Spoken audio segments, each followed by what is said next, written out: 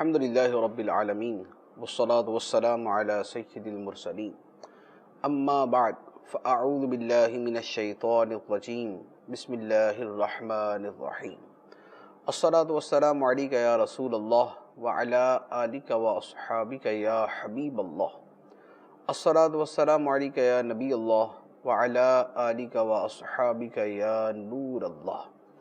فیضان قرآن کے سلسلے میں حاضر ہیں اور آج سورہ سبا کی آیت نمبر 29 سے قرآن پاک کا درس سنیں گے۔ اس سے پچھلی آیت میں نبی کریم صلی اللہ تعالیٰ علیہ وآلہ وسلم کے تمام انسانوں کے لیے رسول ہونے کا بیان تھا۔ اب اس کے بعد دوبارہ کفار کی کچھ باتوں کو ذکر کیا گیا ہے اور ان کے کچھ سوالات کے جوابات دیے گئے ہیں، اور قیامت کے دن جو ان کا حشر ہوگا اسے بیان کیا ہے۔ ارشاد ہوتا ہے بسم اللہ الرحمن الرحیم وَيَقُولُونَ مَتَى هَذَا الْوَعْدُ إِن كُنتُمْ صَادِقِينَ قُل لَّكُم مِّيعَادُ يَوْمٍ لَّا تَسْتَأْخِرُونَ عَنْهُ سَاعَةً وَلَا تَسْتَقْدِمُونَ، اور کہتے ہیں یہ وعدہ کب آئے گا اگر تم سچے ہو۔ اے نبی تم فرماؤ، اے لوگو تمہارے لیے ایک ایسے دن کا وعدہ ہے جس سے نہ تم ایک گھڑی پیچھے ہٹ سکو گے اور نہ آگے بڑھ سکو گے۔ اس کے بارے میں علماء کرام کے دو اقوال ہیں۔ ایک تو یہ ہے کہ ان پر عذاب آنے کے بارے میں جو بار بار انہیں کہا جاتا تھا تو اس کے بارے میں وہ پوچھتے تھے کہ جس عذاب سے بار بار تم ہمیں ڈراتے ہو وہ عذاب کب آئے گا؟ تو اس پر فرمایا گیا کہ اس کے لیے ایک دن مقرر ہے، اور جب وہ دن آئے گا تو تم ایک گھڑی نہ اس سے آگے ہو سکے گے نہ اس سے پیچھے ہو سکو گے۔ اور دوسرا قول یہ ہے کہ یہ آیت قیامت کے بارے میں ہے، چونکہ قیامت کے بارے میں ان کو بار بار سمجھایا جاتا تھا کہ ایک دن آئے گا، تمہیں مرنے کے بعد اٹھایا جائے گا، اللہ تعالیٰ کی بارگاہ میں پیش کیا جائے گا اور تمہیں تمہارے اعمال کا بدلہ دیا جائے گا۔ تو اس پر انہوں نے کہا کہ وہ دن کب آئے گا؟ اگر تم سچے ہو تو بتاؤ کہ وہ کس دن آنا ہے۔ تو اس پر فرمایا گیا کہ تمہارے لیے وہ ایک دن کا وعدہ موجود ہے، اور جب وہ آئے گا تو آگے پیچھے نہیں ہوگا، وہ اپنے فکس ٹائم کے اوپر ہی آئے گا۔ کافروں کی ایک بات یہاں پر نقل کی ہے کہ ویسے تو کفار مکہ اللہ تعالیٰ کے نبیوں کو کسی نہ کسی حد تک مانتے تھے اور ان پر نازل کردہ کتابوں کو بھی مانتے تھے، یعنی یہ تو ان کا عقیدہ تھا کہ اللہ تعالیٰ نے نبی بھیجے تھے اور ان پر کتابیں نازل فرمائی تھی، لیکن نبی کریم صلی اللہ تعالیٰ علیہ وآلہ وسلم کا انکار کرتے تھے اور آپ پر نازل ہونے والی کتاب کا بھی انکار کرتے تھے۔ لیکن بعض اوقات آدمی جب ضد اور انانیت کا شکار ہوتا ہے تو وہ اپنی مسلمہ شے کا بھی انکار کر دیتا ہے۔ چنانچہ پچھلی کتابیں کہ جنہیں کفار مانتے بھی تھے، کفار نے ان کا بھی انکار کر دیا۔ چنانچہ اللہ تعالیٰ ارشاد فرماتا ہے وَقَالَ الَّذِينَ كَفَرُوا لَن نُؤْمِنَ بِهَذَا الْقُرْآنِ وَلَا بِالَّذِي بَيْنَ يَدَيْهِ وَلَوْ تَرَىٰ إِذِ الظَّالِمُونَ مَوْقُوفُونَ عِندَ رَبِّهِمْ يَرْجِعُ بَعْضُهُمْ إِلَىٰ بَعْضٍ الْقَوْلَ يَقُولُ الَّذِينَ اسْتُضْعِفُوا لِلَّذِينَ اسْتَكْبَرُوا لَوْلَا أَنتُمْ لَكُنَّا مُؤْمِنِينَ۔ اور کافروں نے کہا ہم ہرگز اس قرآن پر اور اس سے پہلی کتابوں پر ایمان نہیں لائیں گے۔ اور اے نبی تم بڑا خوفناک منظر دیکھتے اگر تم دیکھتے جب ظالم اپنے رب کے پاس کھڑے کیے جائیں گے، ان میں ایک دوسرے کی بات کو رد کر رہا ہوگا، تو وہ جو دبے ہوئے تھے وہ بڑے بننے والوں سے کہیں گے اگر تم نہ ہوتے تو ہم ضرور ایمان والے ہوتے۔ یعنی دوسرا جو میٹر اس آیت میں بیان کیا گیا ہے وہ یہ ہے کہ قیامت کے دن کفار کے دو گروہ ہوں گے، ایک تو لیڈرز اور پیشوا جنہوں نے دوسروں کو گمراہ کیا، اور دوسرے وہ جو ماتحت تھے، مستضعفین تھے، ماتحت تھے۔ یہ جو ماتحت ہیں یہ اپنے لیڈروں سے کہیں گے کہ اگر تم نہ ہوتے تو ہم گمراہ نہ ہوتے، اگر تم نہ ہوتے تو ہم بھی ایمان والے ہوتے۔ تو یہ اپنے لیڈروں پہ لعن طعن کریں گے۔ تو اس پر جو ان کے بڑے ہوں گے وہ انہیں جواب دیں گے، قال الذین استکبروا للذین استضعفوا انحن صددناکم عن الہدی بعد اذ جاءکم بل کنتم مجرمین۔ جو بڑے بننے والے ہوں گے وہ دبے ہوئے لوگوں سے کہیں گے، کیا ہم نے تمہیں ہدایت سے روکا تھا جب وہ تمہارے پاس آئی تھی، بلکہ تم خود ہی مجرم تھے۔ تو لیڈر اپنے ماننے والوں کو بولیں گے کہ ہم نے تمہیں کوئی پکڑ دھکڑ کے ہم نے تمہیں کوئی ہدایت سے روکا ہوا تھا، جب تمہارے پاس ہدایت آئی تھی تو تمہیں بھی تو عقل تھی نا، خود تسلیم کر لیتے، لہذا صرف ہم مجرم نہیں ہیں، تم بھی مجرم ہو۔ تو یہ آپس کے اندر حجت بازی کریں گے، اور اس سے یہ بھی پتہ چلا کہ قوموں کو عام طور پہ تباہ کرنے میں ان کے لیڈروں کا ہاتھ ہوتا ہے۔ قوم تب بگڑتی ہے جب ان کے پیشوا اور لیڈر بگڑ جاتے ہیں۔ جب قوم کا پیشوا اور لیڈر کرپٹ ہو تو قوم بھی کرپٹ ہو جاتی ہے۔ جب لیڈر اخلاقی زوال کا شکار ہو تو قوم بھی اسی طرح کی اخلاقی برائیوں میں مبتلا ہو جاتی ہے۔ جب لیڈر سوائے مال جمع کرنے کو کچھ اور سوچنا چھوڑ دے تو قوم کی سوچ بھی وہی بن جاتی ہے۔ جب لیڈروں کو سوائے لوٹ مار کے دوسرا کام نہ ہو تو دیکھا دیکھی قوم والے بھی وہی کرنا شروع کر دیتے ہیں، بلکہ حالت یہاں تک پہنچ جاتی ہے کہ اگر کسی کو سمجھایا جائے کہ تم کرپشن کیوں کر رہے ہو، رشوت کیوں لے رہے ہو، کیوں حرام کھا رہے ہو، تو وہ بولتا ہے ہمارے بڑے بھی تو ایسے ہی کر رہے ہیں، جب وہ ایسے کر رہے ہیں تو ہم بھی تو وہی کریں گے۔ تو گویا جو کلچر ڈیولپ ہوتا ہے، جو معاشرہ بنتا ہے، وہ لیڈروں کے طرز عمل سے بنتا ہے۔ اگر لیڈر ہوں صدیق اکبر رضی اللہ تعالی عنہ جیسے، لیڈر ہوں اگر سیدنا عمر فاروق رضی اللہ تعالی عنہ جیسے، سیدنا عثمان غنی علی المرتضی رضی اللہ تعالی عنہما جیسے، کہ جنہوں نے امیر المومنین بن کر بھی غربت کی زندگی گزاری، سادگی کی زندگی گزاری، خوف خدا کی زندگی گزاری، تقوی کی زندگی گزاری، اپنے آپ کو اللہ کی بارگاہ میں جواب دہ سمجھتے ہوئے زندگی گزاری، تو ان کی قوم بھی اسی کے مطابق ان کی پیروی کر رہی ہوتی ہے۔ لیکن جب لیڈر وہ بن جائیں جیسے آج کل ہوتے ہیں تو پھر قوم اسی طرز عمل اور اسی طرز زندگی کی پیروی کرتی ہے، تو جیسے لیڈر کرتے ہیں ویسے ان کے نیچے والے کرتے ہیں۔ عمل کے اندر بھی یہی ہوتا ہے اور عقیدے میں بھی یہی ہوتا ہے۔ تو یہاں پر جن کا بیان ہے ان کے عقیدے کے اعتبار سے تھا کہ قوموں کے جو سردار تھے، بڑے تھے، انہوں نے کفر کو اختیار کیا، نبیوں کی تعلیمات کو مسترد کر دیا، آخرت کو ماننے سے انکار کیا، خوف خدا کو دلوں سے نکال دیا، تو ان کے ماننے والے بھی اسی ڈگر پہ چلتے رہے۔ اور پھر یہ جو سردار تھے یہ کیا کیا طرز عمل اختیار کرتے تھے، تھوڑا سا نقشہ یا تھوڑا سا اندازہ اگلی آیت سے ہوتا ہے، اور مزید اس کی تفصیل میں بھی عرض کرتا ہوں۔ وقال الذين استضعفوا للذين استكبروا بل مكر الليل والنهار اذ تأمروننا ان نكفر بالله ونجعل له اندادا واسروا الندامة لما رأوا العذاب وجعلنا الاغلال في اعناق الذين كفروا هل يجزون الا ما كانوا يعملون۔ اور دبے ہوئے لوگ بڑے بننے والوں سے کہیں گے، یعنی ماتحت اپنے سرداروں سے کہیں گے، بلکہ تمہارے دن اور رات کے فریب نے ہمیں ہدایت سے روکا جب تم ہمیں حکم دیتے تھے کہ ہم اللہ کا انکار کریں اور اس کے لیے برابر والے ٹھہرائیں، اور جب وہ عذاب دیکھیں گے تو اپنی ندامت و شرمندگی کو چھپائیں گے، اور ہم کافروں کے گلے میں توق ڈالیں گے، انہیں ان کے اعمال ہی کا بدلہ دیا جائے گا۔ یہ اللہ تعالیٰ نے ارشاد فرمایا کہ جو بڑے لیڈرز تھے وہ تو اپنے نیچے والوں سے کہیں گے کہ بھائی ہدایت تمہارے پاس آئی تھی، تم نے نہیں مانی تو تم مجرم ہو، ہمارا کوئی قصور نہیں ہے۔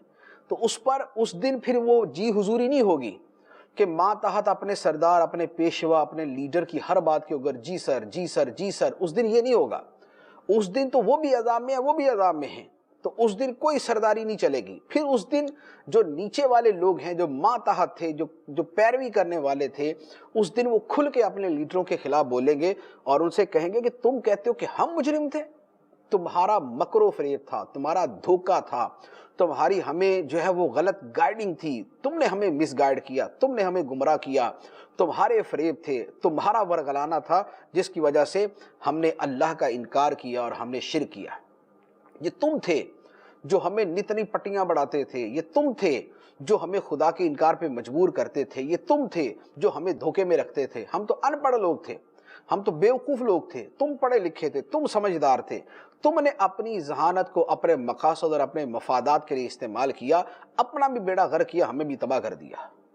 تو یہ جو یہاں پر چیز بیان کی گئی ہے، آپ یقین کیجئے کہ یہاں تو بڑا ایک خاص سیاق و سباق ہے، لیکن بہت ساری جگہوں پر تقریباً پیچھے اگر کوئی غلطی ہوتی ہے، اگر گمراہی ہوتی ہے، تباہی ہوتی ہے، تو اس کے پیچھے طرز عمل اسی طرح کا ہوتا ہے کہ قوم کے اندر جو نیچے والے ہیں یا تو وہ ان پڑھ ہوتے ہیں، یا اگر وہ پڑھے لکھے ہوتے ہیں لیکن ان کا دماغ اتنا کام نہیں کرتا، ان کو معلومات اتنی نہیں ہوتی، تو جو ان کے بڑے ہوتے ہیں، جو محلوں میں بیٹھ کے اور بنگلوں میں بیٹھ کے اور بڑی بڑی جگہوں پہ بیٹھ کے منصوبے بناتے ہیں، پلان کرتے ہیں اپنی قوم کو کس طریقے سے ہم نے اپنا غلام ہی بنا کے رکھنا ہے، تو وہ کبھی ان کو کسی چیز سے ڈرا دیتے ہیں، کبھی اسلام کے نام سے ڈرائیں گے، کبھی ان کو جو ہے وہ اسلامی تعلیمات کے نام سے ڈرائیں گے کہ اگر اسلام اختیار کر لیا تو تمہیں اپنی زندگی کا طرز عمل چھوڑنا پڑے گا یا آزادیاں چھوڑنی پڑے گی، جیسے آج کل بھی ہوتا۔ دنیا کے بڑی بڑی طاقتیں اور بڑے بڑے جو لیڈرز ہیں وہ اپنی قوم کو کس سے ڈراتے ہیں؟ اسلام سے دور کرنے کے لیے کیا نام لیتے ہیں؟ وہ کہتے ہیں کہ اگر تم نے اسلام قبول کر لیا تو تمہیں موسیقی چھوڑنی پڑ جائے گی، تمہیں میوزک چھوڑنا پڑ جائے گا، تمہیں اپنی آزادیوں سے دستبردار ہونا پڑے گا، تمہارا یہ لبرلزم چلا جائے گا، تمہاری آزادیوں کے اوپر پابندیاں لگ جائیں گی، تمہاری عورتیں پابند کر دی جائیں گی۔ تو یہ وہ نعرے اور یہ وہ بڑے بڑے الفاظ ہیں جن کے ذریعے جو کفر کے پیشوا ہیں اور کفر کے سرغنہ ہیں وہ اپنی قوموں کو اسلام سے دور رکھتے ہیں۔ آج بھی جس کی عالمی حالات پہ نظر ہے اور جو ذرا دنیا کی باتیں پڑھتا سنتا دیکھتا ہے اور ان کے بڑے بڑے لیڈرز کے بیانات کو سنتا ہے، بڑی آسانی سے سمجھ جاتا ہے کہ اپنی قوموں کو کس طریقے سے اسلام سے دور کرتے ہیں۔ آج کا نیا فتنہ جو ہے اسلام اور ٹیررزم اور دہشت گردی کو جوڑ دیا، اب کتنے عرصے تک اسلام کی ہر دلیل کا جواب دیں گے؟ بڑا مشکل ہے۔ اسلام کے جو دلائل ہیں وہ بڑے مضبوط ہیں، بڑے قوت والے ہیں۔ قرآن پاک پڑھتے ساتھ ہی ایک آدمی جو ہے وہ پکار اٹھتا ہے، یہ حق ہے، یہ خدا کا کلام ہے، یہ اللہ کا کلام۔ تو اب کفار اسلام سے کتنی دیر تک اپنی قوموں کو، اپنے لوگوں کو دور رکھ سکتے تھے؟ تو انہوں نے کہا ان کو جوڑو کسی ایسی چیز کے ساتھ جو ہر ایک کے نزدیک نفرت انگیز ہو۔ وہ کیا تھی؟ دہشت گردی۔ اب اس کو جوڑا اس کے ساتھ اور اب لیبل لگا دیا مسلمانوں کے اوپر دہشت گردی کا، اسلام کے اوپر یہ دہشت گرد مذہب ہے۔ نتیجہ کیا ہوا کہ پروپیگنڈا پروپیگنڈا پروپیگنڈا کرتے کرتے کرتے کرتے اب یہ ہو گیا کہ اب اسلام کا نام بھی آئے گا تو ساتھ میں ایک تشدد کا تصور آ جائے گا، اسلام کا نام بھی آئے گا تو دہشت گردی کا تصور آ جائے گا، اسلام کا نام بھی آئے گا تو اب ایک نفرت اور ایک جو ہے وہ دوری اور بود اور ناپسندیدگی فوری طور پہ دل میں آ جائے گی۔ یہ ہے جو کفار کے پیشواؤں نے اپنی قوم کے ساتھ کیا۔ یہ ہوتا ہے جو مستضعفین، جو نیچے والے لوگ ہیں، ان کو بڑے لوگ کس طرح تباہ کرتے ہیں، کس طرح ان کی آخرت کے ساتھ کھیلتے ہیں، کس طرح ان کے سامنے پکچر کچھ اور پورٹرے کرتے ہیں، ان کے سامنے تصویر کا کچھ اور ہی رخ اور رنگ پیش کرتے ہیں، اور ان کی قوم آنکھیں بند کر کے اپنے پیشواؤں کی پیروی کرتی ہے۔ لیکن کب تک؟ دنیا میں یہ بڑے بڑے لیڈر پیشوا کر لیں گے، کب تک کر لیں گے؟ دنیا تو فنا ہونی، آخرت کے اندر پھر یہی پیشوا اور ان کے ماتحت ہوں گے اور آپس کے اندر یہ مکالمہ کر رہے ہوں گے جو یہاں پر بیان کیا گیا، اور پھر انجام ہوگا کیا؟ فرمایا کہ اپنی شرمندگی کو چھپائیں گے۔ جو لیڈر ہیں، جو انہوں نے جھوٹ بولا، فریب کیا، دھوکہ دیا، اس دن دھوکہ کھل گیا، اس دن فریب کھل گیا، اس دن ان کی حرکتیں کھل گئیں، تو اب وہ شرمندہ ہوں گے، رسوا ہوں گے، اب اپنی شرمندگی کو چھپائیں گے۔ اور جو ماننے والے تھے، جنہوں نے آنکھیں بند کر کے مان لیا کہ ہاں جناب دین ایسا ہے، اسلام ایسا ہے، توحید یہ ہے، اس کے بارے میں غلط تصورات پا لیے، یہ بھی اپنی شرمندگی اور ندامت کو چھپا رہے ہوں گے۔ پھر اللہ تعالیٰ فرماتا ہے لیکن یہ چھوٹیں گے نہیں، پھر کیا ہوگا؟ وَجْعَلْنَا الْأَغْلَالَ فِي أَعْنَاقِ الَّذِينَ كَفَرُوا، تو کافروں کے گلے میں توق ڈالیں گے اور لوگوں کو ان کے عمل کا بدلہ ہی ملے گا۔ اور یہاں پر ایک اور چیز اس کو، یہاں اللہ تعالیٰ نے فرما دیا کہ جو مشرک ہے اس کے ساتھ کیا ہوگا۔ کوئی شک ہے کسی کو؟ مشرک کے ساتھ کیا ہوگا یہاں اللہ تعالیٰ نے بیان کر دیا کہ ان کے گلوں میں توق ہوں گے، ہمیشہ کے لیے جہنم میں ہوں گے۔ قرآن کی کتنی آیتیں ہیں جن میں ان کا انجام بیان کیا۔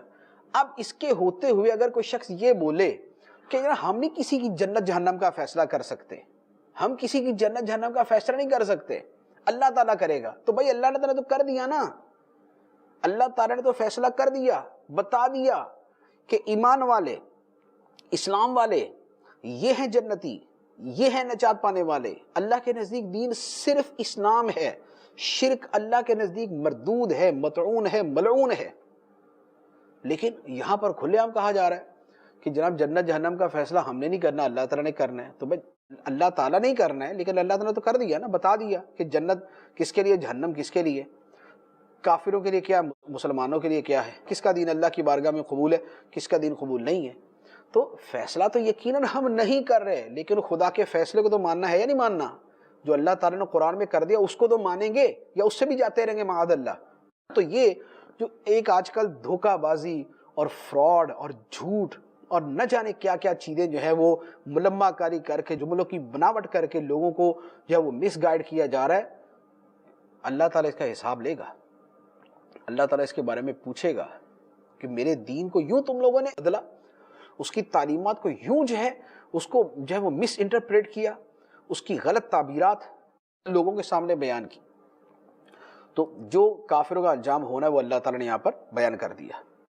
اس کے بعد اب اسی بات کو کہ قوموں کے جو خوشحال پیسے والے چودھری بڑے لیڈر جو ہی ہوتے ہیں، ان کا طرز عمل ہوتا کیا ہے اور یہ کس طرح اپنی قوم کی بربادی کا سبب بنتے ہیں، اللہ تعالیٰ ارشاد فرماتا ہے وَمَا أَرْسَلْنَا فِي قَرْيَةٍ مِّن نَذِيرٍ إِلَّا قَالَ مُتْرَفُوهَا إِنَّا بِمَا أُرْسِلْتُم بِهِ كَافِرُونَ۔ اور ہم نے جب بھی کسی شہر میں کوئی ڈر سنانے والا بھیجا تو وہاں کے خوشحال مالداروں نے یہی کہا کہ اے نبی و رسولو، تم جس ہدایت کے ساتھ بھیجے گئے ہو ہم اس کے منکر ہیں۔ جو خوشحال لوگ تھے انہوں نے اپنے نبیوں کے مقابلے میں کہا کہ جس ہدایت کے ساتھ تمہیں بھیجا گیا ہے ہم اس کے منکر ہیں، ہم اس کو نہیں مانتے۔ وَقَالُوا نَحْنُ أَكْثَرُ أَمْوَالًا وَأَوْلَادًا وَمَا نَحْنُ بِمُعَذَّبِينَ، اور انہوں نے کہا ہم مال اور اولاد میں بڑھ کر ہیں اور ہمیں عذاب نہیں دیا جائے گا۔ یہ پیسے والوں لوگوں نے کہا۔ یہ وہی بات ہے کہ مال عام طور پہ غفلت اور مستی لاتا ہے اور حق کے انکار کی طرف بھی لے جاتا ہے۔ اب اللہ تعالیٰ ان کو جواب ارشاد فرماتا ہے، فرمایا قل ان ربی یبسط الرزق لمن یشاء ویقدر ولکن اکثر الناس لا یعلمون۔ یہ جو کثرت اموال سے افضلیت پر یا فضیلت پر استدلال کرنے والے ہیں ان کو جواب دیا، فرمایا تم فرماؤ بے شک میرا رب جس کے لیے چاہتا ہے رزق وسیع کرتا ہے اور تنگ فرما دیتا ہے، لیکن بہت سے لوگ جانتے نہیں۔ ارشاد فرمایا کہ یہ مالدار خوشحال لوگ جنہوں نے کفر اختیار کیا، یہ کہتے ہیں کہ دیکھیں اللہ تعالیٰ نے ہمیں مال زیادہ دیا، اولاد زیادہ عطا فرمائی، دنیاوی سٹیٹس ہمارا بلند ہے، تو اس کا مطلب یہ ہوا کہ ہم اللہ کی بارگاہ میں پسندیدہ ہیں۔ اس پر ان سے کہا گیا کہ یہ مال اور رزق کی تقسیم یہ تو اللہ تعالیٰ کا ایک تکوینی امر ہے، یہ تو ایک کائنات کا نظام ہے۔ اللہ تعالیٰ کبھی اچھے آدمی کو زیادہ مال دیتا ہے، کبھی برے آدمی کو مال زیادہ دے دیتا ہے، کبھی اچھے آدمی کو غریب کر دیتا ہے، کبھی برے آدمی کو غریب کر دیتا ہے۔ تو لہذا مال کے اوپر کبھی کسی کے اچھا برے ہونے کا فیصلہ نہیں کیا جا سکتا، اور یہ بڑی سمپل سی بات ہے۔ ایک آدمی اگر ڈاکو ہو اور وہ ڈاکے مار مار کے اربوں خربوں روپے جمع کر لے تو کیا وہ ڈاکو آدمی صحیح ہو جائے گا؟ اور کیا اسے صحیح سمجھا جائے گا کہ چونکہ اس کے پاس مال بہت ہے لہذا یہ درست ہے؟ اور اگر ایک غریب آدمی بہت اعلیٰ درجے کا خوف خدا رکھنے والا، عبادات کا پابند، لوگوں کا خیال کرنے والا، حقوق العباد پورے کرنے والا ہو، تو کیا صرف اس کی غربت کی وجہ سے کہا جائے گا کہ یہ بہت برا آدمی ہے اور اس کا اللہ کی بارگاہ میں کوئی مرتبہ نہیں ہے؟ ایسا نہیں۔ لہذا مال کے اوپر فیصلہ نہیں ہو سکتا، مال کے اوپر کبھی فیصلہ نہیں ہوگا کہ یہ لوگ یا قوم اللہ کی بارگاہ میں پسندیدہ ہیں، جیسے آج بھی لوگ کرتے ہیں۔ لوگ کیا کرتے ہیں؟ جو ممالک دنیا میں بڑے پیسے والے ہیں، جیسے مغربی ممالک ہیں، بیچارے سیکولر اور لبرلزم کے شکار لوگ جو اسلام سے شرمندہ سا رہتے ہیں، وہ مغربی ممالک کی مثالیں دیتے ہیں کہ دیکھو اگر وہ اگر وہ اللہ کی بارگاہ میں مردود ہوتے تو اللہ تعالیٰ ان کو اتنا دیتا، اتنا نوازتا ان کو. یہ ان کی دلیل ہوتی ہے. اب اس دلیل کا نہ سر نہ پاؤں. اگر یہی دلیل ہے کہ دیکھو مغربی ممالک نے کتنی ترقی کر لی اور کتنا پیسہ ہے، کتنی سائنس میں ترقی کر لی، تو لہذا وہ درست ہیں، تو اس کا مطلب یہ ہوا مال ہی اگر مدار کار ہے اور یہی فضیلت اور عزت و ذلت کا معیار ہے، تو پھر اگر کوئی حکومت، کوئی ملک ایسا ہو جو دنیا کے اندر لوٹ مار کر کے، غارت گری کر کے، ملکوں پہ قبضہ کر کے اگر مال و دولت کے انبار لگا لے اور اپنے ملک کے لوگوں کو خوشحال کر دے اور اس لوٹی ہوئی دولت سے سائنسی ترقیاں کرے، تو پھر اس کے سارے افعال درست ہو جائیں گے. جو اس نے ملکوں کو لوٹا، جو لوگوں کو قتل کیا، جو ان کے مال و دولت کو سمیٹا، جو ان پہ ظلم کیا، جو ان کے بچے مارے، ان کے بوڑھے مارے، ان کے جوان مارے، اور اپنے ملک کے لوگوں کو خوشحال کر دیا، سارا لوٹ مار کا پیسہ اس نے سائنسی ترقی میں لگا دیا، ملک بھی ترقی کر گیا، لوگ بھی خوشحال ہیں. تو پھر اس کا مطلب یہ ہوا کہ جب سائنسی ترقی اور دنیاوی ترقی اور مالی ترقی، معاشی ترقی، اگر یہی عزت کا اور اللہ کی بارگاہ میں پسندیدہ ہونے کا معیار ہے، تو پھر ٹھیک ہے، پھر تو لوٹ مار کرو، چوریاں کرو، ڈکیتیاں کرو، ملکوں پہ قبضے کرو، غصب کرو، جو مرضی کرو، ترقی تمہاری. لیکن مجھے نہیں لگتا کہ جس کو اللہ تعالیٰ نے اتنی سی بھی عقل عطا فرمائی ہو، وہ کبھی اس بات کو معیار بنائے گا کہ سائنسی ترقی اور علوم کی ترقی جو ہے یہ اللہ کی بارگاہ میں پسندیدہ ہونے کا معیار ہے. ایسا ہرگز نہیں. اب اللہ تعالیٰ اس دنیاوی مال اولاد کے بارے میں بڑا واضح طور پہ ارشاد فرماتا ہے کہ ان کا مرتبہ و مقام کیا ہے، ان کی اللہ تعالیٰ کی بارگاہ میں کوئی اہمیت ہے یا نہیں ہے. ارشاد فرمایا وَمَا أَمْوَالُكُمْ وَلَا أَوْلَادُكُمْ بِالَّتِي تُقَرِّبُكُمْ عِنْدَنَا زُلْفَى إِلَّا مَنْ آمَنَ وَعَمِلَ صَالِحًا فَأُولَئِكَ لَهُمْ جَزَاءُ الضِّعْفِ بِمَا عَمِلُوا وَهُمْ فِي الْغُرُفَاتِ آمِنُونَ. اور تمہارے مال اور تمہاری اولاد اس قابل نہیں کہ تمہیں ہمارے قریب کر دیں. تمہارے مال اور تمہاری اولاد اس قابل نہیں کہ تمہیں ہمارے قریب کر دیں، مگر ہمارے قریب وہ شخص ہے جو ایمان لایا اور اس نے نیک عمل کیا.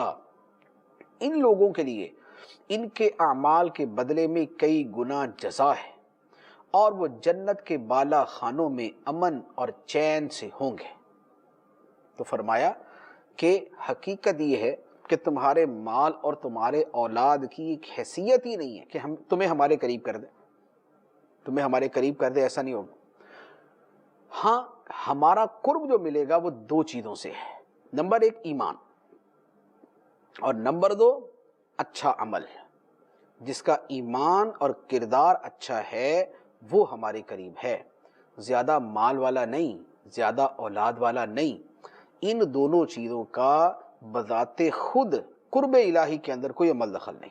ہاں، یہ ہو سکتا ہے کہ ایک آدمی کے پاس مال زیادہ ہے اور وہ اللہ تعالیٰ کی راہ میں خرچ بھی زیادہ کرتا ہے، وہ اللہ تعالیٰ کے دین پر خرچ بھی زیادہ کرتا ہے، وہ اللہ تعالیٰ کے راستے میں دیتا بھی زیادہ ہے، قرآن کی اشاعت میں، قرآن کی تبلیغ میں، دین کے پھیلانے میں، دین کو عام کرنے میں، خدمت دین کے اندر غریبوں کی مدد کرنے میں اور لوگوں کی معاشی ضروریات پوری کرنے میں جو اپنے مال کو خرچ کرتا ہے، تو یہ وہ مال ہے جو اللہ کے قریب کر دے.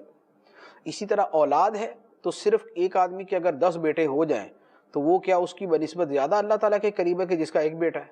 10 بیٹے والے کے 10 درجے اللہ تعالیٰ کے قریب ہو جائیں، ایک بیٹے والے کا ایک ہی درجہ ہو. ایسا کچھ نہیں ہے. بیٹوں کی کثرت، اولاد کی کثرت اللہ تعالیٰ کے قریب نہیں کرتی. ہاں، اولاد ڈھنگ کی ہو، اولاد ماں باپ کے لیے ایصال ثواب کرنے والی ہو، اولاد ماں باپ کے لیے صدقہ جاریہ کا ذریعہ بنے. کسی کا ایک ہی بیٹا یا ایک ہی بیٹی ہے اور وہ اس کے لیے آخرت میں نجات کا ذریعہ بنے، اس کو ایصال ثواب کرے، اس کے صدقہ جاریہ کا ذریعہ بنے، تو یہ اس کے قرب الہی دلائے گی.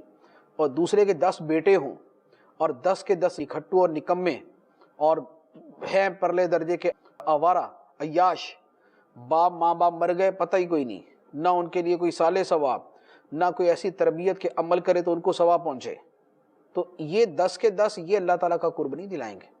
وہ ایک بیٹی اللہ تعالیٰ کا قرب دلا دے گی جو نیکی والی ہے، تقوی والی ہے، پارسائی والی ہے، خوف خدا والی ہے. تو فرمایا تمہارے مال، تمہاری اولاد یہ نہیں تمہیں اللہ تعالیٰ کے قریب کرے گی، ایمان اور اچھے اعمال یہ ہیں اللہ تعالیٰ کے قریب کرنے والے۔ اللہ تعالیٰ نے معیار اس کو بنایا ہے، اسے قرار دیا ہے، لہٰذا ادھر ادھر کے معیاروں پہ نہ جاؤ۔ مالی ترقی تو سائنسی ترقی تو علوم کی ترقی تو پیسہ بہت ہے، مکان بڑے خوبصورت ہیں، موسم بڑا شاندار ہے، یہ کوئی چیزیں نہیں ہیں۔ ان سے اللہ تعالیٰ کا قرب نہیں جانچا جاتا، ایمان سے جانچا جاتا ہے، اچھے اعمال سے جانچا جاتا ہے۔ پھر اس کے بعد فرمایا کہ یہ جو لوگ ہیں جن کا ایمان ہے، عمل ہے، فرمایا انہیں اللہ تعالیٰ ان کے اعمال کا بدلہ کئی گنا بڑھا کے دے گا۔ یہ ایک نیکی کریں گے اللہ تعالیٰ پتہ نہیں کتنے گنا ان کو عطا فرمائے گا۔ وہ کریم چاہے تو 10 گنا عطا فرمائے، چاہے تو 700 گنا عطا فرمائے، چاہے تو 7 لاکھ گنا عطا فرمائے، چاہے تو اس سے بھی زیادہ عطا فرمائے، چاہے تو اس سے بھی زیادہ عطا فرمائے۔ اس کے خزانے وسیع ہیں، اس کے خزانے وسیع ہیں، اس کے خزانوں پہ کوئی رکاوٹ نہیں ہے، اس کی عطا پر کوئی رکاوٹ نہیں ہے۔ وہ جتنا چاہے جس کو چاہے عطا فرما دے، لیکن دے گا ایمان والوں کو، دنیا والوں کو دے گا، لیکن اپنا قرب جو ہے وہ دنیا کی وجہ سے نہیں دے گا، وہ عمل اور ایمان کی وجہ سے عطا فرمائے گا۔ اب اس کے بعد پھر ان کے لیے جنت کے بالا خانے، بڑے خوبصورت محل۔ یہاں تو جو ہے وہ 100 گز کا جو ہے وہ فلیٹ لینے کے لیے لوگ ساری زندگی پیسے جوڑتے ہیں، پھر جا کے ملتا ہے۔ یا کسی نے بنگلہ لینا ہے، 1000 گز کا بنگلہ لے لیا جی، 2000 گز کا بنگلہ ہے میرا، زندگی بھر پیسے جوڑے، کمائے، بنگلہ خریدا، بڑا خوش پھر رہا ہے۔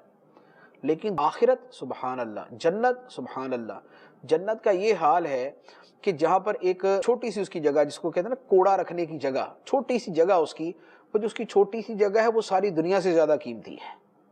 جنت کی یوں کہہ لیں کہ چند چپے جگہ جو ہے، یعنی چند فٹ کہہ لیں آپ، وہ ساری دنیا سے زیادہ قیمتی، پوری دنیا مل کے جنت کے اس چند فٹ کے برابر کی جگہ کے برابر نہیں ہو سکتے۔ یہ ہے جنت، جس کے بالا خانوں میں، خوبصورت محلات کے اندر پتہ نہیں کیسے ہوں گے، ہم تو اس کا تصور بھی پوری طرح نہیں کر سکتے۔ جنت جتنی خوبصورت ہے، جتنی عظیم ہے، ہمیں تو اس کے بارے میں الفاظ میں بتایا گیا ہے، اور اس لیے کہ ہمارے پاس سمجھنے کا ذریعہ یہ ہے، ورنہ جنت کی حقیقت کھلنی تب ہے جب دیکھیں گے۔ جب دیکھیں گے تو جنت کی حقیقت تب کھلے گی۔ اللہ تعالی ہمیں اپنے محبوب علیہ الصلوۃ والسلام کے صدقے جنت کے وہ بالا خانے عطا فرمائے۔ سرکار دو عالم صلی اللہ علیہ وسلم کی رحمت اور شفاعت کے صدقے اللہ تعالی ہمیں ایمان اور اعمال صالحہ کے بھی توفیق عطا فرمائے، اور اللہ تعالی آقا کریم علیہ الصلوۃ والسلام کے صدقے ہمیں جنت کے وہ خوبصورت بالا خانے دیکھنا بھی نصیب فرمائے، رہنا بھی نصیب فرمائے۔ اب اس کے بعد اللہ تعالی جو جنتیوں کے مد مقابل لوگ ہیں ان کا ذکر فرماتا ہے۔ ارشاد فرمایا والذین یسعون فی آیاتنا معاجزین اولئک فی العذاب محضرون، اور وہ جو ہم سے مقابلہ کرتے ہوئے ہماری آیتوں کو جھٹلانے میں کوشش کرتے ہیں، وہ عذاب میں حاضر کیے جائیں گے۔ جو قرآن ماننے والا، پڑھنے والا ہے وہ جنت میں، اور جو قرآن سے مقابلہ کرنے والا ہے فرمایا عذاب کے اندر حاضر کیا جائے گا۔ اب اس کے بعد اللہ تعالیٰ فرماتا ہے قُلْ إِنَّ رَبِّي يَبْسُطُ الرِّزْقَ لِمَن يَشَاءُ مِنْ عِبَادِهِ وَيَقْدِرُ لَهُ وَمَا أَنفَقْتُم مِّن شَيْءٍ فَهُوَ يُخْلِفُهُ وَهُوَ خَيْرُ الرَّازِقِينَ۔ تم فرماؤ بے شک میرا رب اپنے بندوں میں جس کے لیے چاہے رزق وسیع فرماتا ہے اور تنگ کرتا ہے، اور جو چیز تم اللہ کی راہ میں خرچ کرو وہ اس کے بدلے میں اور دے گا، اور وہ سب سے بہتر رزق دینے والا ہے۔ سبحان اللہ، سبحان اللہ۔ پہلے اللہ تعالیٰ نے فرمایا کہ اے محبوب تم فرماؤ کہ میرا رب اپنے بندوں میں جس کے لیے چاہتا ہے رزق وسیع کر دیتا ہے، جس کے لیے چاہتا ہے تنگ کر دیتا ہے۔ کبھی اچھے کے لیے وسیع کرتا ہے، برے کے لیے تنگ کرتا ہے، کبھی برے کے لیے وسیع کر دیتا ہے، اچھے کے لیے تنگ کر دیتا ہے۔ اس میں اللہ تعالیٰ کی حکمت ہے، اس میں اللہ تعالیٰ کی حکمتیں ہوتی ہیں۔ جیسے ایک حکمت یہ ہے کہ جسے اللہ تعالیٰ مال دیتا ہے اسے مال دے کر آزماتا ہے کہ یہ مال صحیح طریقے سے خرچ کرتا ہے یا نہیں کرتا، یہ میری راہ میں خرچ کرتا ہے یا مال کی مستی میں جو ہے وہ ڈوب جاتا ہے۔ جس کو نہیں دیتا اس کو نہ دینے کا مقصد یہ ہوتا ہے، ایک حکمت یہ ہوتی ہے کہ اللہ تعالیٰ اسے نہ دے کر دیکھتا ہے کہ نہ ملنے پہ صبر کرتا ہے یا نہیں کرتا۔ ایسا تو نہیں ہے کہ مال ملے گا تو شکر ادا کرے گا، نہیں ملے گا تو میرا شکوے کرتا رہے گا۔ تو نہیں دیا تاکہ دیکھا جائے کہ شکوہ تو نہیں کرتا، اور دیا تاکہ دیکھا جائے شکر کرتا یا نہیں کرتا. تو یہ اللہ تعالیٰ کی حکمت ہے، کبھی دے کے آزماتا ہے، کبھی نہ دے کے آزماتا ہے. بندے کا کام یہ ہے کہ اللہ تعالیٰ جس حال میں رکھے اس حال میں اللہ تعالیٰ سے خوش رہے اور اللہ تعالیٰ کا بندہ ہی بن کے رہے. یہ نہیں ہے کہ مال ملے تو بندے سے شیطان بن جائے، یا مال نہ ملے تو بندے سے شیطان بن جائے. ایسا نہیں ہے. مال دیا تو خدا کا شکر ہے، نہیں دیا تو اللہ تعالیٰ سے شکوہ کوئی نہیں ہے، صبر ہے. تو یہ ہے بندہ مومن کا کردار. اب اللہ تعالیٰ اپنی راہ میں مال خرچ کرنے کے بارے میں فرماتا ہے کہ جو تم اللہ کی راہ میں خرچ کرو اللہ تعالیٰ اس کے بدلے میں اور دے دے گا. اللہ تعالیٰ اس کے بدلے میں اور دے گا. یہ اور کہاں دے گا؟ آخرت میں تو یقیناً دے گا کہ جو بندہ اللہ تعالیٰ کی راہ میں خرچ کرتا ہے اللہ تعالیٰ کئی گنا بڑھا کر اس کو آخرت میں صلہ عطا فرمائے گا، یہ تو واضح. لیکن بعض اوقات اللہ تعالیٰ دنیا کے اندر بھی عطا فرماتا اور بہت مرتبہ، بعض اوقات نہیں بہت مرتبہ عطا فرماتا ہے. آپ یوں کہہ لیں کہ جس بندے کے گھر میں غربت ہے اگر وہ مالداری چاہے تو اللہ تعالیٰ کی راہ میں دینا شروع کر دے. غربت ہے، مالداری چاہے تو اللہ تعالیٰ کی راہ میں دینا شروع کر دے. تھوڑی گنجائش ہے تھوڑا دے لیکن دے ضرور. دینا شروع کرے گا اللہ تعالیٰ اسے اور دینا شروع کر دے گا. وہ اور دے گا اللہ تعالیٰ اس کو اور دے گا، وہ اور دے گا اللہ تعالیٰ اس کو اور دے گا. اللہ تعالیٰ کی عطا اور بخشش سے بڑھ کے تو بندہ نہیں دے سکتا. تو جب بندہ اللہ تعالیٰ کی راہ میں دے رہا ہے تو اللہ تعالیٰ اس بندے میں بھی اپنے رزق کے دروازے کھول دیتا ہے. یہ بہت مرتبہ ہوتا ہے. یہ آزمودہ اور تجربہ شدہ چیز ہے جو میں آپ کو عرض کر رہا ہوں کہ اللہ تعالیٰ کی راہ میں دینا شروع کر دیں اللہ تعالیٰ آپ کو اور دینا شروع کر دے گا. آخرت میں بھی دے گا، دنیا کے اندر بھی دے گا. اب اس کے بعد اللہ تعالیٰ قیامت کے دن مشرکوں کا جو احوال ہوں گے ان کو بیان فرماتا ہے. ارشاد فرمایا وَيَوْمَ يَحْشُرُهُمْ جَمِيعًا ثُمَّ يَقُولُ لِلْمَلَائِكَةِ أَهَؤُلَاءِ إِيَّاكُمْ كَانُوا يَعْبُدُونَ قَالُوا سُبْحَانَكَ أَنْتَ وَلِيُّنَا مِن دُونِهِمْ بَلْ كَانُوا يَعْبُدُونَ الْجِنَّ أَكْثَرُهُمْ بِهِمْ مُؤْمِنُونَ. اور یاد کرو جس دن اللہ ان سب مشرکوں کو اٹھائے گا پھر فرشتوں سے فرمائے گا کہ اے فرشتوں یہ مشرک تمہیں ہی پوچھتے تھے، کیا یہ تمہیں پوچھتے تھے؟ فرشتے عرض کریں گے اے اللہ تو پاک ہے، یہ نہیں تو ہمارا دوست ہے، اے اللہ یہ نہیں تو ہمارا ولی ہے، اور یہ لوگ ہماری نہیں بلکہ جنوں کی عبادت کیا کرتے تھے، ان میں اکثر انہی پر یقین رکھتے تھے، جنات پہ یقین رکھتے تھے. یعنی بہت سارے مشرک وہ تھے جو فرشتوں کی پوجا کرتے تھے. جیسے مشرکین مکہ کے اندر بھی ایسے لوگ تھے جو فرشتوں کو معاذ اللہ اللہ تعالیٰ کی بیٹیاں کہتے تھے اور فرشتوں کی عبادت بھی کرتے تھے. تو اللہ تعالیٰ قیامت کے دن ان مشرکوں کے سامنے فرشتوں سے فرمائے گا کہ یہ مشرک تمہیں پوچھتے تھے. اب فرشتے بارگاہ الہی میں ہیں تو فرشتے بھلے جتنے عظمت والے جتنے مرتبے والے ہوں لیکن بارگاہ الہی کے اندر تو بندے ہیں. بارگاہ الہی کے اندر تو وہ عاجزی کرنے والے ہیں، وہ اپنے سر نیاز کو جھکانے والے ہیں. وہ عرض کریں گے اے اللہ تو پاک ہے، ہمارے ولی دوست یہ نہیں ہیں، اے اللہ ہمارا ولی تو تو ہے، ہمارا مالک تو تو ہے. اور یہ ہماری عبادت نہیں کرتے تھے، نام ہمارا ہوتا تھا عبادت جنات اور شیطانوں کی کرتے تھے. یہ شیطانوں کے پجاری تھے، ہمارے پجاری نہیں تھے، اور ان میں اکثر انہی کے اوپر ان جنات کے اوپر یقین رکھتے تھے. یہ بھی ایک مشرکین کے حوالے سے کہانی تھی اور آج بھی ہے. مشرک چونکہ اللہ عز و جل کو تنہا معبود نہیں مانتا تو اس کا پھر کیا ہوگا؟ پھر وہ جس چیز کو دیکھے گا جھک پڑے گا. جیسے ہم الحمدللہ مسلمان ہیں، ہم مومن ہیں، موحد ہیں، توحید کے ماننے والے، اللہ تعالیٰ کو ایک تنہا معبود ماننے والے. تو ہمارے سامنے کوئی دنیا کی اتنی بڑی مخلوق بھی آ جائے نا کہ زمین سے لے کر آسمان تک، زمین سے شروع آسمان تک اتنی بڑی مخلوق آ جائے تو ہم اس کو یہی بولیں گے کہ یہ تو قدرت الہی کا چھوٹا سا کرشمہ ہے، یہ تو اللہ تعالیٰ کی قدرت کا ایک چھوٹا سا کرشمہ ہے. اللہ تعالیٰ کی قدرت اور اللہ تعالیٰ کی عظمت کے آگے تو یہ کچھ بھی چیز نہیں. لیکن مشرک کیا کرے گا؟ مشرک ہے جس نے چاند کو دیکھا خدا بنا لیا، سورج کو دیکھا خدا بنا لیا، ستارے کو دیکھا خدا بنا لیا، بندر کو دیکھا خدا بنا لیا، اور آٹے کا بت بنایا خدا بنا لیا، جو اس طرح کی چھوٹی موٹی چیزوں کو خدا بناتا پھرتا ہے، وہ اگر اتنی بڑی مخلوق دیکھے گا فوراً جھک جائے گا، فوراً سجدہ کرنا شروع کر دے گا، فوراً خدا مان لے گا۔ لیکن موحد جیسے ہم ہیں الحمدللہ، ہم اس طرح اس سے کروڑوں گنا بڑی بھی مخلوق آ جائے تو ہم کہیں گے مخلوق ہی ہے، خالق ایک ہی ہے، یہ سب مخلوق ہے، خالق ایک ہی ہے، سچا معبود ایک ہی ہے، معبود حقیقی ایک ہی ہے۔ تو فرشتے اپنی عظمتوں کے باوجود عرض کریں گے کہ یا اللہ، یہ مشرک تو جنوں کو پوچھتے تھے، اور یہ وہ بات تھی جو میں عرض کرنا چاہ رہا تھا کہ مشرکین کیا کرتے تھے، جب سفر ہوتا، دوران سفر کسی وادی میں ٹھہرتے تو ان کے ذہن میں یہ ہوتا تھا کہ اس وادی کا سارا کرتا دھرتا کوئی ایک جنوں کا سردار ہے، تو وہ بولتے کہ ہم اس وادی کے جنات کے سردار کی پناہ لیتے ہیں۔ جیسے ہم دنیا میں کہیں بھی چلے جائیں تو ہم کیا کہیں گے، ہم اللہ کی پناہ لیتے ہیں، ہماری زبان سے یہ جملہ نکلے گا، ہم اور کچھ نہیں کہیں گے، ہم یہی کہیں گے ہم اللہ کی پناہ لیتے ہیں۔ لیکن یہ مشرک بولتے تھے کہ ہم اس وادی کے جو جنوں کا بڑا سردار ہے اس کی پناہ لیتے ہیں، اور پھر جو ہے وہ اس کے اندر ان کا عبادت کا ذہن بھی ہوتا تھا، ان کے اندر ایک ان کے سامنے جھک جانے کا یہ بھی ذہن ان کے اندر ہوتا تھا۔ تو فرمایا کہ یہ فرشتوں کی نہیں، جنات کی عبادت کرتے ہیں، یہ جنات کو خدا مانتے، جنات کو پوجتے ہیں۔ تو اب اللہ تعالیٰ فرمائے گا فَالْيَوْمَ لَا يَمْلِكُ بَعْضُكُمْ لِبَعْضٍ نَفْعًا وَلَا ضَرًّا وَنَقُولُ لِلَّذِينَ ظَلَمُوا ذُوقُوا عَذَابَ النَّارِ الَّتِي كُنتُمْ بِهَا تُكَذِّبُونَ۔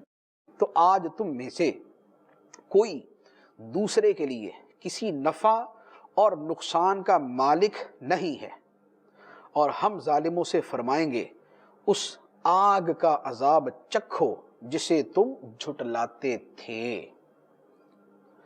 اب یہاں پر ایک چھوٹا سا سوال ہے، اس کی میں وضاحت کر دوں کہ اوپر بات ہوئی ہے فرشتوں کی اور ان کے ماننے والے مشرکوں کی جو ان کو خدا مانتے تھے۔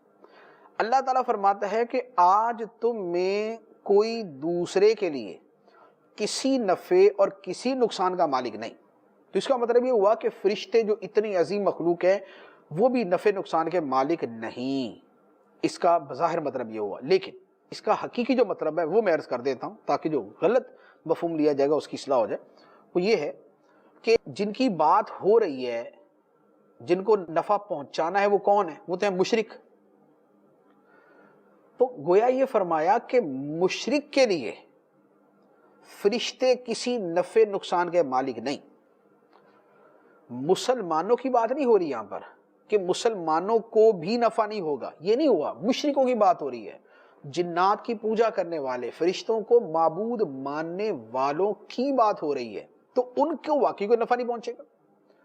اب جہاں تک مومنوں کا تعلق ہے تو مومنوں کو تو نفع پہنچے گا۔ ایک سمپل سی بات ہے، قیامت کے دن اللہ تعالیٰ کے نبی شفاعت کریں گے یا نہیں کریں گے؟ اللہ کے ولی شفاعت کریں گے یا نہیں کریں گے؟ کریں گے۔ قرآن میں ہے، حدیث میں ہے۔ فرشتے شفاعت کریں گے یا نہیں کریں گے؟ کریں گے، قرآن میں ہے، حدیث میں ہے۔ اب آپ بتائیے کہ جب کسی بندے کی فرشتے یا نبی یا ولی یا حافظ یا حاجی یا شہید یا عالم جب یہ شفاعت کریں گے تو جس کی شفاعت کریں گے اسے فائدہ ہوگا یا نہیں ہوگا؟ اس کی جہنم سے جان چھوٹے گی، جنت میں جائے گا، اس سے بڑا کوئی فائدہ ہے؟ تو یہ فائدہ کہاں سے پہنچا؟ نبیوں کی شفاعت سے، فرشتوں کی شفاعت سے، ولیوں کی شفاعت سے، علماء کی، صوفیاء کی، حفاظ کی، حاجیوں کی، شہیدوں کی شفاعت سے۔ اس کا مطلب یہ ہوا کہ یہ شفاعت کر سکتے ہیں۔ اب سوال یہ ہے کہ پھر یہاں نفی کس بات کی ہے؟ دیکھیں یہاں جو نفی ہے اس کو دو معنوں میں لیا جائے گا۔ نمبر ایک کہ ذاتی طور پہ نفع نقصان کا اللہ تعالیٰ کے سوا کوئی مالک نہیں ہے، ذاتی طور پہ۔ ذاتی کا مطلب وہ خود مالک ہو، کسی کے دینے سے مالک نہ بنا ہو، وہ اللہ تعالیٰ ہی ہے۔ کہ اللہ تعالیٰ کو نفع نقصان کا مالک کسی نے بنایا نہیں، وہ خود بخود ہے۔ اور نبی، ولی، فرشتے اور جتنی ہستیاں ہیں نفع پہنچانے والی، یہ سب اللہ تعالیٰ کے یہ اختیار دینے سے ہے، اللہ تعالیٰ کے اذن دینے سے ہے۔ یہ شفاعت کریں گے اللہ تعالیٰ کی اجازت دینے سے۔ تو جو نفی ہوتی ہے وہ ذاتی کی ہوتی ہے، بالإذن کی نفی نہیں ہوتی، بالإذن یعنی اجازت کے ساتھ نفع پہنچائیں گے، شفاعت کریں گے، وہ تو قرآن کے اندر موجود ہے، حدیثوں کے اندر موجود ہے۔ اور دوسری بات یہ ہوتی ہے کہ یہ نفع نہیں پہنچا سکیں گے مشرکوں کو، کافروں کو، مسلمانوں کو نفع پہنچائیں گے، مسلمانوں کو نفع پہنچائیں گے، ان کی شفاعت کریں گے، ان کے درجے بلند کروائیں گے، ان کو جہنم سے چھڑوائیں گے۔ تو لہذا ان آیتوں کے اندر یہ مفہوم سامنے رکھنا چاہیے۔ قرآن پاک کی آیات کا جو مطلب لیا جاتا ہے وہ ساری آیتوں کو سامنے رکھ کے لیا جاتا ہے، ایک ہی آیت کے چند الفاظ کو دیکھ کر فوراً نہیں اس کا مطلب نکال لیا جاتا کہ بھئی اس کا یہی مطلب ہے۔ جب اللہ تعالیٰ نے دیگر آیتوں میں فرمایا ہے کہ اللہ تعالیٰ کی بارگاہ میں اس کی اجازت سے شفاعت کریں گے، اور شفاعت نفع دینا ہے، شفاعت کرنا کسی کی، اس کو نفع پہنچانا ہے، تو نبی ولی نفع پہنچائیں گے، فرشتے نفع پہنچائیں گے، لیکن ہوگا اللہ تعالیٰ کی اجازت سے۔ تو یہ مفہوم اپنے دل میں واضح رکھنا چاہیے۔ اللہ تعالیٰ ہمیں قرآن پاک کا فہم عطا فرمائے، آمین بجاہ النبی الامین صلی اللہ علیہ وسلم۔